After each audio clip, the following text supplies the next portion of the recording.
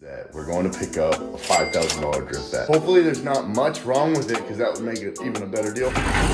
Way! Clean title, 90,000 miles. What a smoking deal. I want it, I want it, I want it. Found out what's gonna happen with the car and who the new owner is of the car.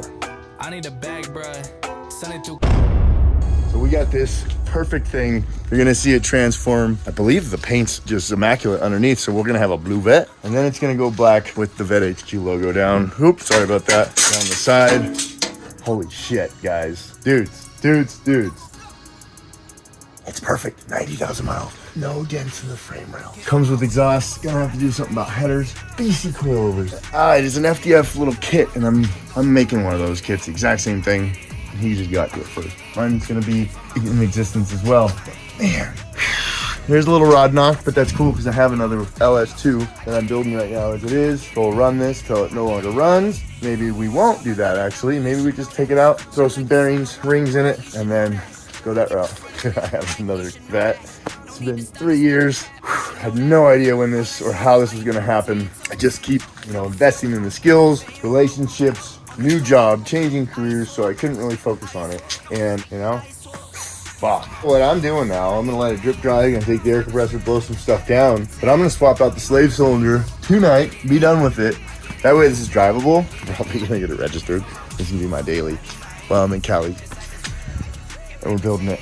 It's clean title. There's no fucking way. I'm not keeping the 3-piece wheels. Those are going to Richard. He's gonna sell those off. So he can gain some of what he's not gonna gain out of his potential business deal he was doing with this. But it comes with these. I have a couple sets of wheels already. And then of course we're getting some Conseil.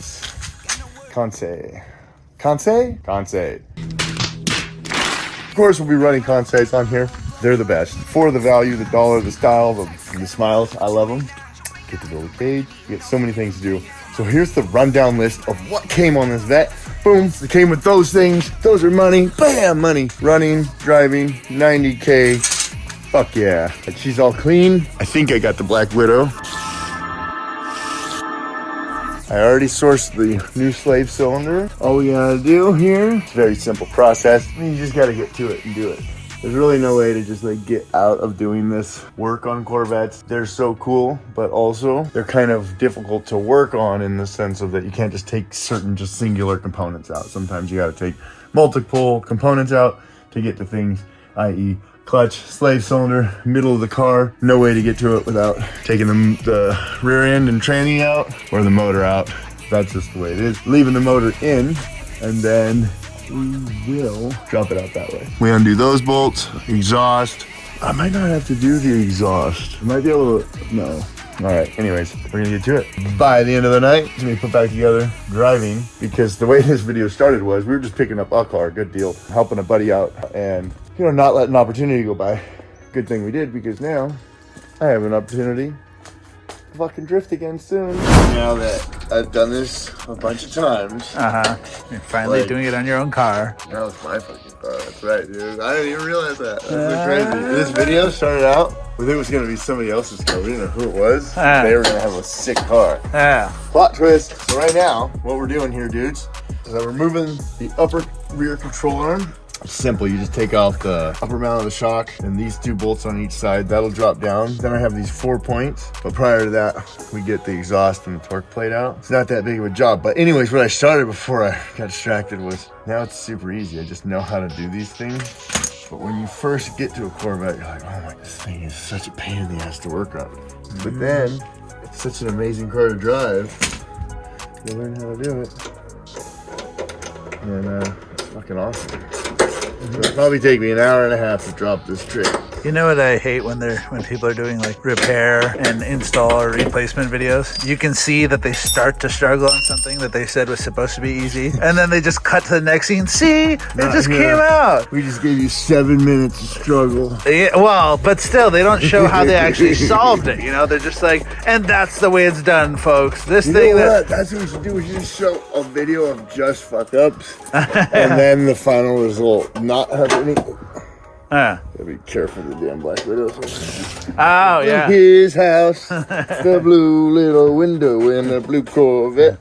I'm blue da booty, but just filming. Yes. that now works. Right, so it is the next day. He left off here and Russell was there. And I was chatting, not working, and it was cold. So I stopped because I was being lazy and giving myself excuses. We're back at it. I actually got one more bolt on the torque tube. Did disconnect the exhaust, as you can see. I was able to weasel it out-ish. There is a weld right here to prevent a leak. Actually doesn't look like it's stuck, but it was being a pain in the ass. So I was able to weasel this, took these down, weaseled it out, got enough separation so I could get up there and get those last bolt and that bolt. And as you can see, Back in the Corvette club. yeah, baby. Heck yeah. I love his enthusiasm because I am super pumped. Oh, I thought that was oil. But look, you can see that line right there, that's sweating. Whoever installed this last did not install that bolt right there that goes right there. And because of that, this touched that, even with a heat shield on it. And this guy, luckily it didn't go to anywhere else. Anyway, so that's the thing, we're replacing that, but that line is sandwiched between this piece and that piece. So we're dropping this piece, which is actually super simple process. We just get up in here, remove a 10 mil on the lines, remove these little white clips here from emergency brake around that little point there on each side. Then you remove the 10 mil right there, drop those down. Then you can release this side with that tension off. And now with that tension off, you pull the cable out of this hook and now it can drop separate. The two 13s on the coilovers on each side, one ground on this side, two clips here, right here, and another one up there, torque plate, which is that thing, and then just these 4 bolts. You drop that, set it on something, and then we're gonna slide it back. We'll lower the, anyway, you'll see. I'll shut up. We've got it down. I got the old Tick Performance slave cylinder out. The new one is right there. So I'm going to tighten that little line right there and put it back in. We'll weasel this back up. Should be done here shortly. And then we'll have to bleed the brakes, bleed the clutch, put everything back. That should be good.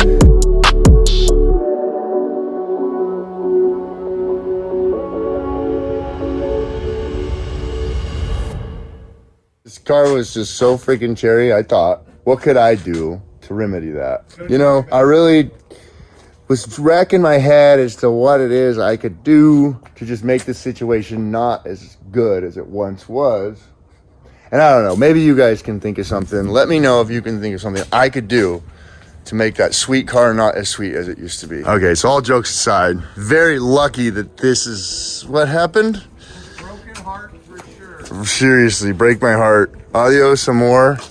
So this freaking lock right here didn't lock. And I was bolting the transmission back in. I was putting the nuts on here. And as I was doing that, I just lowered the car back down on here. This pad wasn't touching anymore. So I was like, I better be quick about it. This lift isn't exactly level. This is 2 inches shorter than that post. Hence these things, but whatever. As I'm reaching in here to put this nut on this side, it's the only one I've got so far, and I'm getting ready to put that in. All of a sudden, my surroundings move. And so I kind of take a step back and I can just see this car in slow motion moving forward like that. So I come over here and I raise the arm a little bit and it stops the slow motion, or it stops it from going down, and then it kind of lands on that jack on the frame rail right here like this, because this was underneath. It was helping me mate up the torque tube and the transmission. As you can see, I got the bolt in right there. Came out here and this happened. So we got the neighbor coming over with a forklift. I'm freaking pissed, but then also this is like the best case scenario for what happened, but then it's also not at all good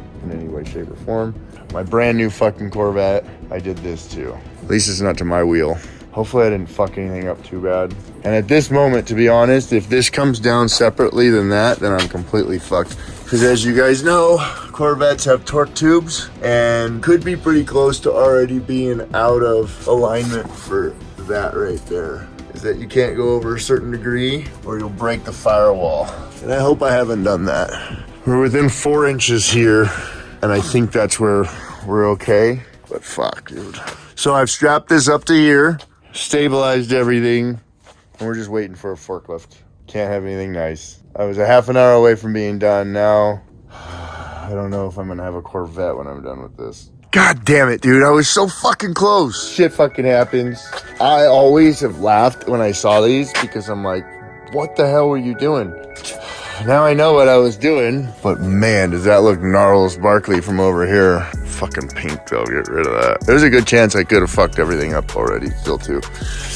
I don't know how close we are. Oh, sheesh, we are on the fucking limit. Oh man, that's fucking cool at least. Fuck.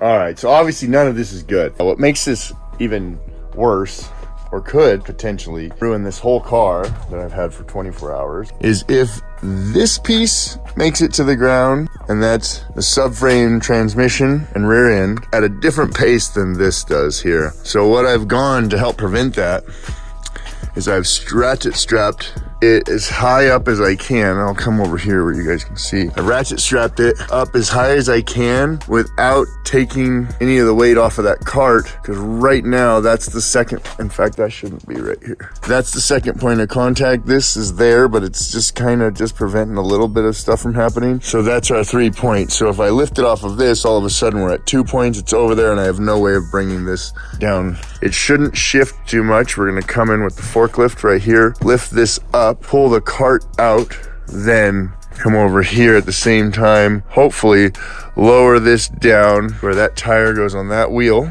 and then move the arms out of the way of everything, then lower this down, put some jack stands underneath here, get these bolts to align, put the bolts on, then readjust every freaking thing. I'm smiling and kind of being goofy about this because I really am surprised it's gone this well. There was a great opportunity for this to go different and really, really bad. One, it could have happened seconds before when I was underneath the car. Two, could have just made it all the way down by now. And there's still a chance that I didn't have this cherry, perfectly salvaged, non-salvage title, like clear title car, California car, and I fucked it up. But we'll see. There's a chance we don't make it worse.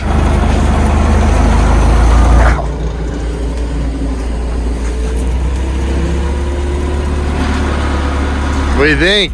Assess the situation.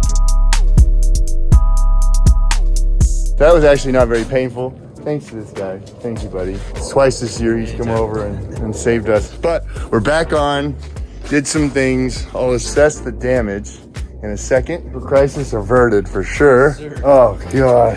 It actually couldn't have happened any better. It's gonna be a lot worse. A lot worse.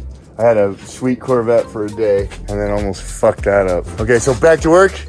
And maybe I'll get to drive it tonight. I don't know. Hopefully. Let's go Thank you, rip. sir. Anytime, brother. Yeah, you definitely earned rides. A full set of tires, 2 sets for you. All right, guys. This morning, looking at things, everything except for the placement where Tony put this is good. So Tony, come on, man.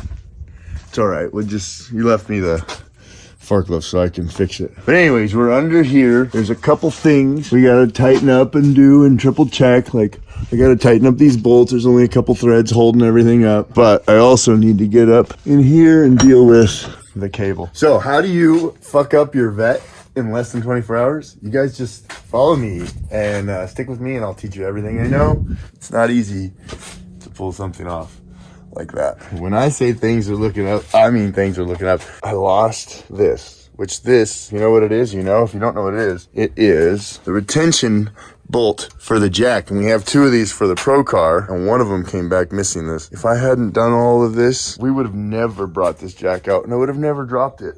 When I was setting it down, that little tap, still look at that, you know, Chinese farmer at its best right there. And if you don't know what that is, it's a proverb, and it just basically says, is it good, is it bad, we don't know, it just is. So let's keep going. Look at that. That is some good stuff.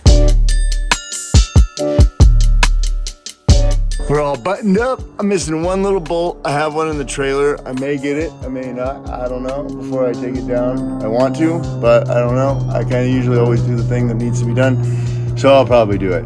But that's right there in the torque plate. Got everything buttoned up, e-brake all back in and tuned up. So now we're gonna lower it down, connect the uppers and the coilovers here, and then I'm gonna go around and raise all the coilovers 1.5 inches everywhere. So we're gonna raise everything up to about right here, because this ride height is stupid. As you can see, we're scraping down here stuff. Mufflers or headers are all smashed and fucked up. So there's just really no point for that. And this is a perfect undercarriage of a Corvette, so I'm gonna protect it. I'm utilitarian, and then I'll make my driving make the car look good, or look good. I don't know, hot boy stuff is cool, but it's not for me.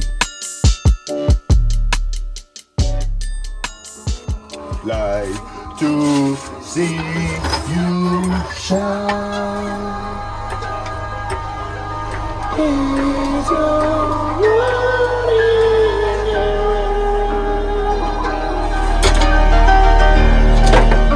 Dudes, I'm so full of all different kinds of emotions right now. That was a close call, just sneaked past it, and that's kind of like the story of my life. It's been a whole bunch of close calls. This represents the close call of that I almost just relegated myself to my old life, and that would not be awesome. This car represents, you know, burning the boats, shutting down my company, and going full force into chasing my dream to be a pro spec driver, as well as getting to share that process with you guys on YouTube.